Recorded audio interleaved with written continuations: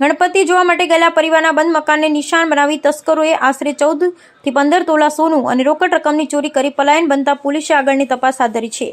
વડોદરા શહેરના આજવા રોડ પર આવેલ કૈલાસ પાર્ક સોસાયટીમાં રહેતા હાર્દિકભાઈ તારીખ 13મીના રોજ રાત્રે 8:30 કલાકે પોતાના મકાનને તાળું મારી શહેર વિસ્તારની વિવિધ જગ્યા પર ગણેશજીના દર્શનાર્થે પરિવાર સાથે ગયા હતા. આ દરમિયાન તેઓના બંધ મકાને કોઈ તસ્કરોએ નિશાન બનાવી તિજોરીમાં મૂકેલા 14 થી 15 તોલાના સોનાના દાગીના અને આશરે 15 થી 20 હજાર જેટલી રોકડ રકમની ચોરી કરી ના હતા અને આ બનાવ સંદર્ભે તેઓ સ્થાનિક પોલીસ મથકે જાણ કરી પોલીસે આ મામલે અજાણ્યા તસ્કરોનું પગેરું મેળવવા ચક્રો ગતિમાન કર્યા છે. મારું નામ હાર્દિક છે, હાર્દિક સલગત. આપણે કૈલાસ પાર્ક સોસાયટીમાં રહું છું, 1 નંબર.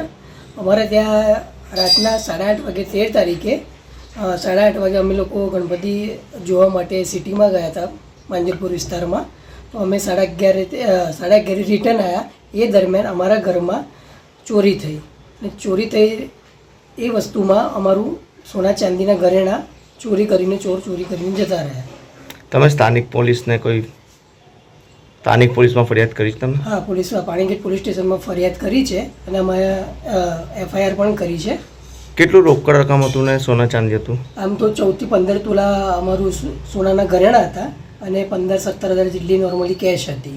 ઘરમાં કોઈ જ નહોતું ત્યારે? ના, ઘરમાં ત્યારે કોઈ નહોતું. ઘરમાં લોક હતું.